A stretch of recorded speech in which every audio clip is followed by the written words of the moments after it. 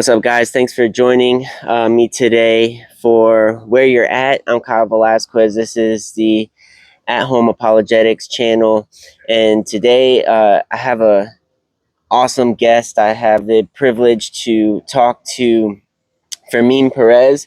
We are in the Dominican Republic, which has been just a beautiful country to be in, and a little bit of background about him is he's worked with organizations like Hispaniola Mountain Ministries, Yes, sir. and we're currently here with him with Compassion International, and he works as a host slash translator and does a lot of things with reaching those who many would consider to be unreachable, Yes, sir. basically. And it's been just like a pleasure to get to know him a little bit, get to know his story. So much so, I asked him, I said, man, can you come on and just kind of share a little bit about how you got where you're at and what you're doing and things like that.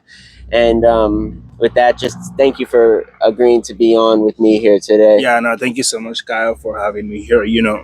I really appreciate that, and I know that's gonna be a fruitful conversation. Yeah, absolutely, without a doubt. So, really quick, but just to start off, how did you come to know Christ and to call yourself like a Christ follower? Yeah, honestly, since I was a kid, I used to go to the Catholic church with my mom Mm-hmm. because I was born in Haiti. In Haiti, that's one of the most common churches, the Mm-hmm. Catholic Church. And when just go there because I didn't understand anything. And when you're being raised by your mom, Right. you have to do what they said at home. And then when I was 8, I moved to the Dominican Republic. Okay. And because my dad is Dominican, and I was raised at the border, close to the border, and then Mm-hmm. close to and I moved to the Dominican side. Mm-hmm. And I started going to the church with my brothers, my sister, but I never understand anything. But when I graduated from high school, 19 years old, I felt that emptiness. I start asking question, what I'm gonna do, what I'm gonna do, what I'm gonna do. And when I asked this question to myself, I said, what I'm gonna do. And I went to the church one day, a Christian, real Christian church. They said, who want to accept Jesus? I Mm-hmm. raised my hand. Mm-hmm. When I did that with all my heart, Mm-hmm. and then I see that change. I start making 19 years old, and I start reading the Bible. I start praying every day. This is where you get connected with Jesus. You Mm-hmm. start reading your Bible, you start praying every day, and you start understanding what Jesus means. Mm-hmm. And when I read Matthew 28, go and tell people about me, go everywhere. I got my little Bible, Mm. and then I start walking down to the street because that's what I read. And Yeah. I went there and started speaking with everybody about Jesus. But then I said, God, but I want to learn something for your glory. Yeah. And I started learning English at the Institute for 1 year. Mm-hmm. And learning English, I thought it just learning English to make money, to work. Right. And then I started getting connected with organizations and doing missions. Mm. And I Mm. never thought that my English and my Creole, my Spanish would be to go out and share the gospel with everybody. Mm-hmm. But knowing Jesus, the best thing that ever happened to my life. Yeah. Yeah. So you Yeah. technically know 3 languages. Yes, sir. Yes, sir. And I'm Okay. learning French. So he's gonna add one more. Why Yeah, not? yeah. So you kind of started off in Catholicism, which you would say is really big, Yes, it's very just bad. not only just in Haiti, but Mhm. also in the Dominican Republic as well. Yes, sir. Yeah, so you have a lot of people who are kind of coming from that belief system. Yes. And so what do you think is, because you said how you felt like this emptiness, Hmm. what would you say was like the biggest difference from one to the other, going from Catholicism to a more, Protestant or Yeah, to be evangelical? honest with you, it's all about relationship. Mm. I'm not going so far away from that. If you don't have a relationship, Mm-hmm. you are Catholic until you start reading the Bible. If you Okay. start reading the Bible, you will see, hey, it's about relationship. I Yeah. don't need anybody. I need Jesus Mm-hmm. to get connected. You don't Yeah. have to come and pray over. I mean, I can talk to him. I Right. can pray to him. I can be with him. You see what I mean? Mm-hmm. So that's the point. Yeah. That's the So point. you don't you can go directly To the Father. to the Father. You don't You don't necessarily need the need Pope. the Pope or the priest Yeah. and to be absolved and Yeah. things like that. No, that's really cool. That's Yeah. really cool. And then you say you went, you decided you're just gonna start street preaching, just out of Yeah. nowhere, Yeah. because the Bible tells me to. To go and make Yeah, disciple, and I start doing that, I said, wow. And then when I get connected with the yeah. missionaries, with the American missionary from different country, Mm-hmm. I said, wow. So I can use my languages and get Yeah. connected with them. So would you say that that's like how you became connected with people, was through the street preaching, or? No, I got connected with them through a friend. He said, hey, I think you can translate with any organization. And I said, Mm-hmm. no, I don't think my English is enough. The enemy target to your Yeah. head. Don't I we said, always kind of like sell yeah, ourselves short of yes, like God's giftings for yeah. us, and then we're like, oh, not me, like. Yeah, yeah. And then I started doing house to house by myself. And Mm-hmm. that was one of the most great things that I started doing for God glory. And then when he told me, hey, I think you can be with us and start doing Mm-hmm. what you do, but with more people with you. Yeah. And then I went there, so I started working with them. Yeah. Just translating for 1 week. And Mm-hmm. then I'm full time doing that. Now, and you said, how long have you been doing this? I started in 2018. 2000. So It's that's in 7, 8, 8 eight years. years, eight, 8 years. 9 years. Woo, Yeah.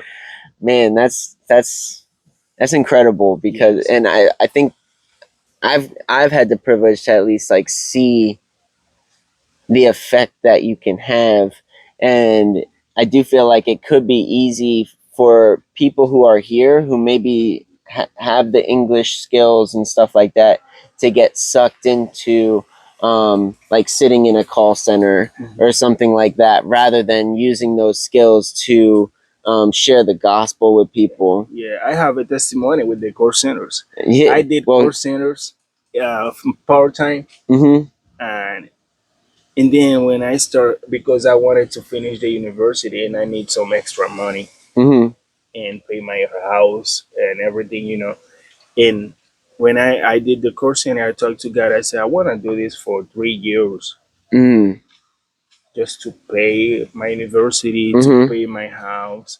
And I do course centers, and in the summer, I took my vacation to go on missions. okay, Yeah, I'm always yeah, like talking to my supervisor, hey, I need a permission just to go on a yeah, mission because I know where my calling was. And yeah, after 3 years, I said, God, I don't want to be here anymore. mm-hmm, And since I left, I started walking down to my house, and I got a call from an organization. Hey, we need a translator. mm-hmm, And this time, God started like using me. I said, okay, that's what I understand now. Let me do this full time. yeah. And last year, I started doing this full time Oh, missions. that's awesome. Full time missions. That's And he incredible. opened doors. I got it. He hired me in an organization. Mm-hmm. I translate for many organizations, and I know a lot of people. And I've been in God for His glory alone. We've been creating a great impact in Mm-hmm. all of the remote places in the Dominican Republic. Yeah, We reach out to the people who doesn't know how to read, people who is very away from the city. This yeah. is where we go. That's what we do to make sure everybody knows about Jesus. And this is the Hispaniola Mountain Yeah, Ministry, right? Hispaniola Mountain Ministry. Yes. Yeah. And it's like people who, maybe just like the basic education of like reading, Yes. writing, Yes. that's things that they don't really have Mhm.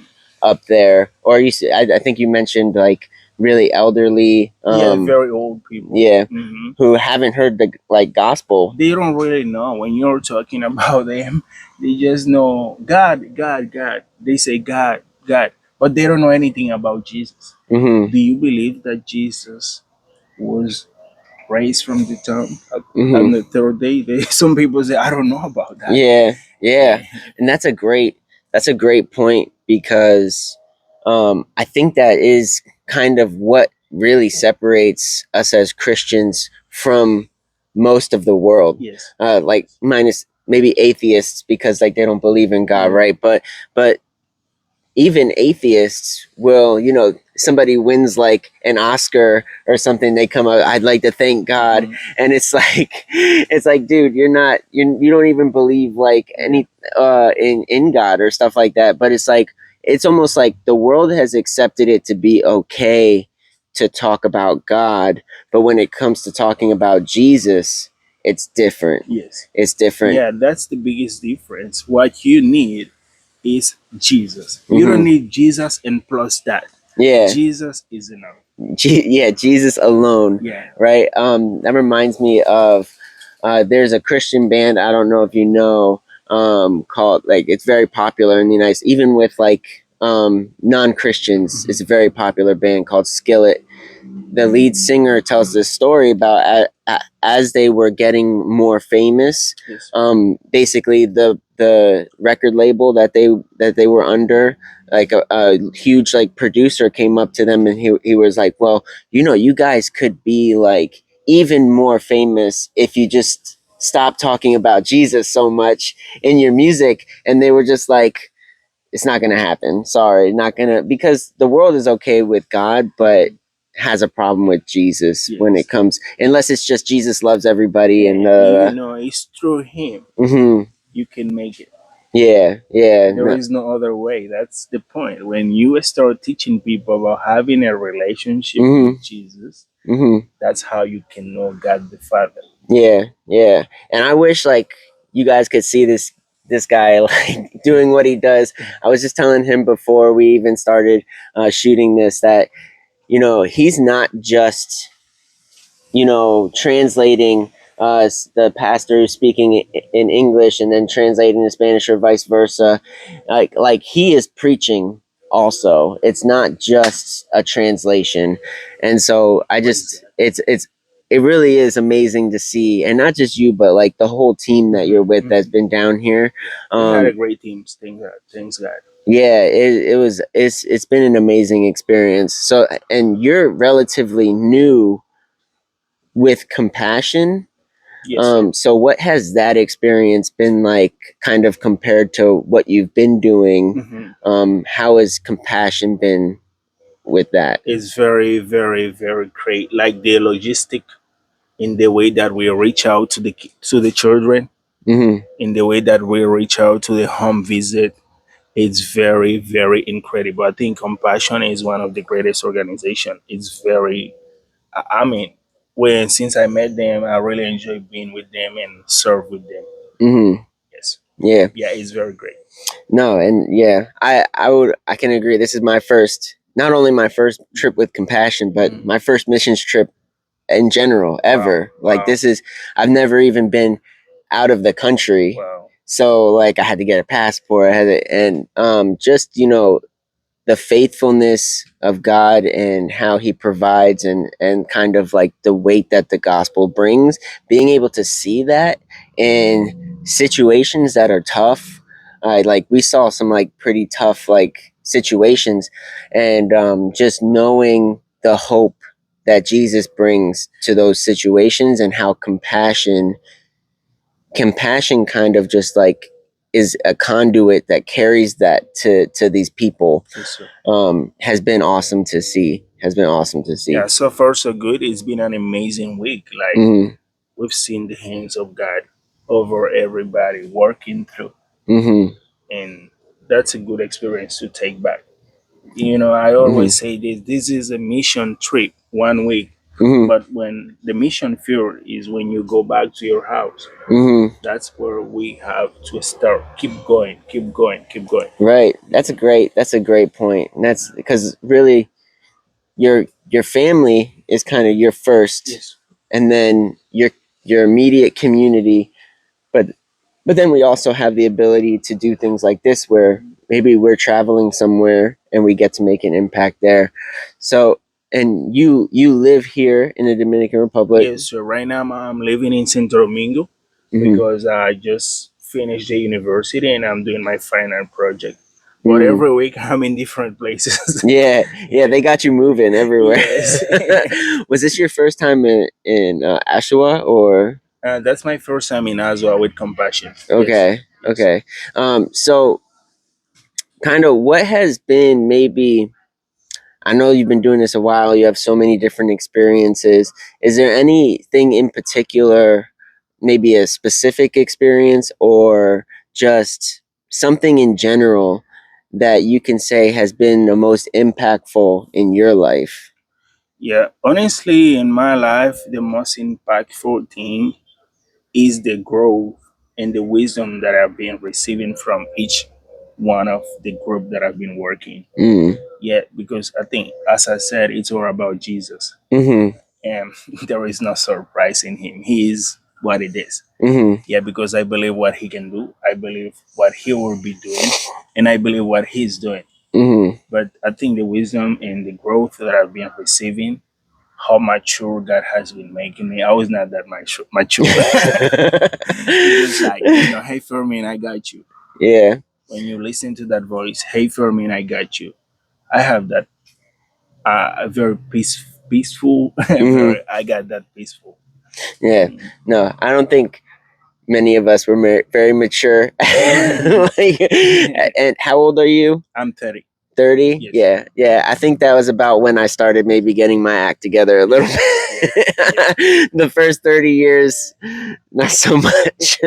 um, so we kind of talked about how you've got to where you are now, kind of, and like where we are now, actually, like literally where we are now, and kind of what you're doing. What do you hope to continue to do, or what are you kind of hoping on God for your future moving forward? Yeah, that's a good question, and I really love it. And I will always go with what I said and what I've been saying.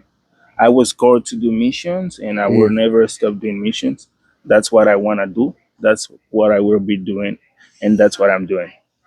that's it for That's it. Yes, sir. I'm a forever. clinical psychology. I know I'll be working with that, but I Yeah. can put my psychology on the mission field. Yeah, yeah, and I love that you're kind of pinpointing things that you can add to your skill set Yes. to help you be more effective Yes. at missions, because, and that really is a very smart field to study in, Yes. because you are coming across a lot of people who are dealing with a lot, Yes. and the more you understand how to help and things to say and kind of stuff, and how to probably most importantly how to listen How to listen. to those people, you're only going to become more effective at delivering the gospel to them. Yes. So I love that. So is there something else you want to kind of add to, like, your arsenal, I guess, so to Yeah. speak, that you feel like would be more, other than maybe French? I know you said you want to Yeah, learn I'm adding French. French to it, and I might be adding going to another country Hmm. because I've been to Haiti, Dominican Republic, and Honduras, and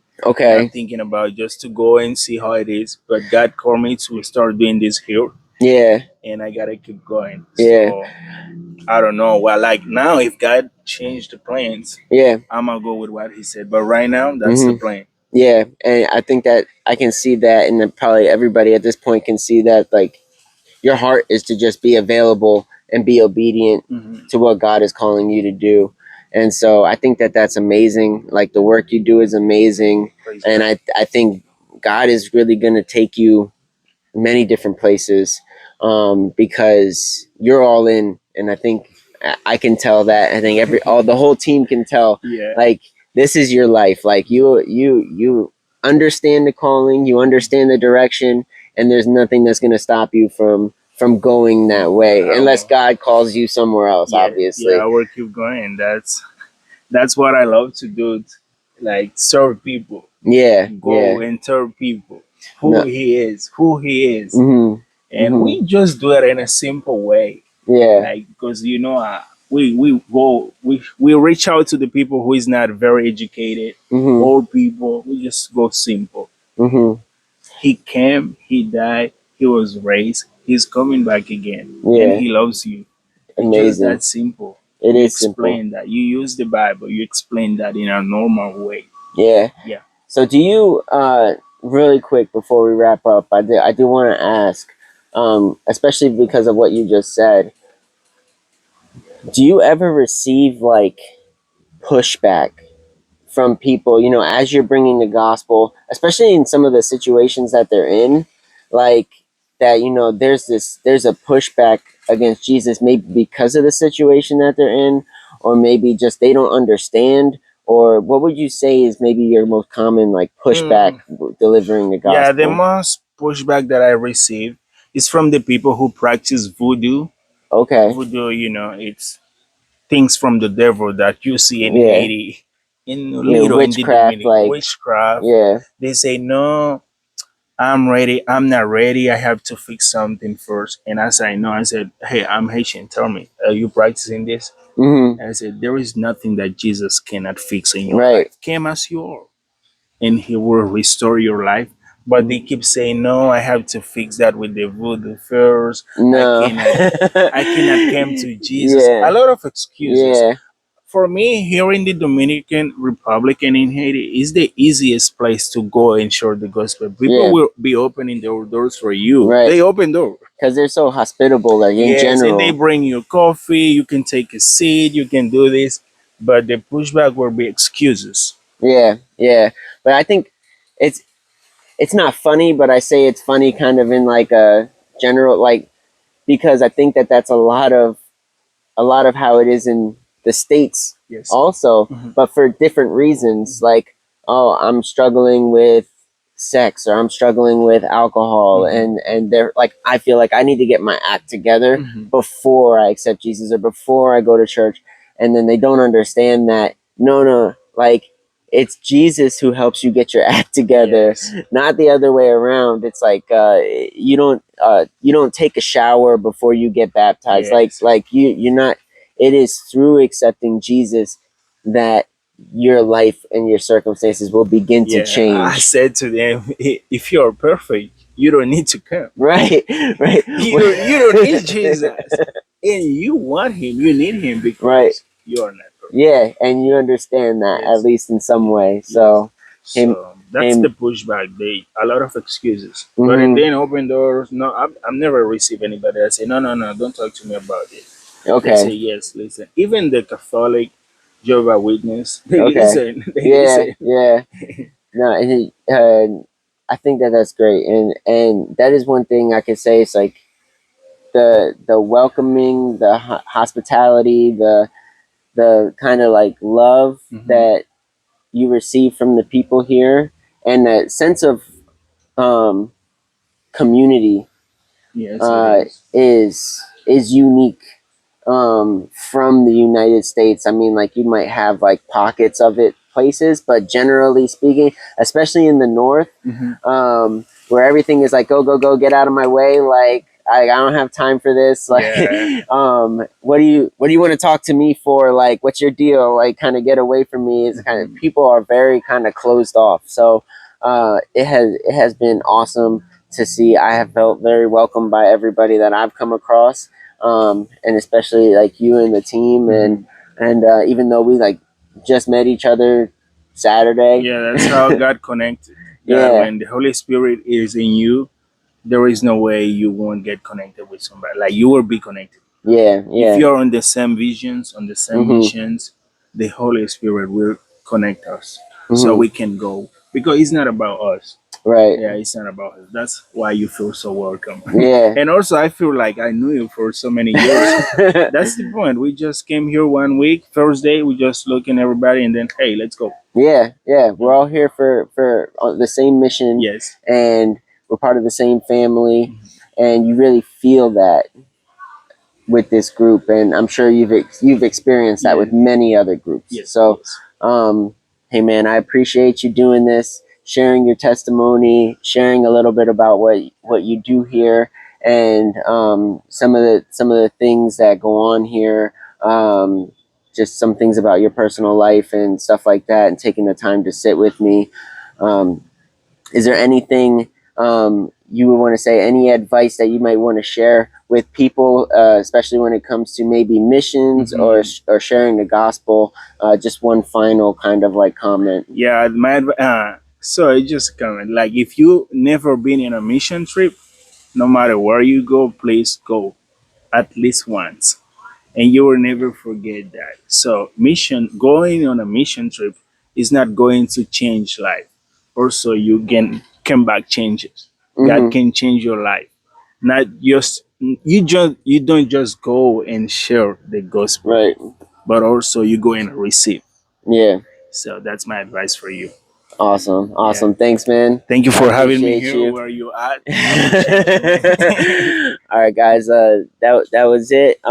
Please comment, subscribe, all those things. Just let us know what you think about the conversation today, and hopefully God put something on your heart to maybe do a missions or continue to just spread the gospel. Maybe where you are, like we said, like your home, your local community. That is your first missions field, and so you have every ability to do that right where you are. Yes. So.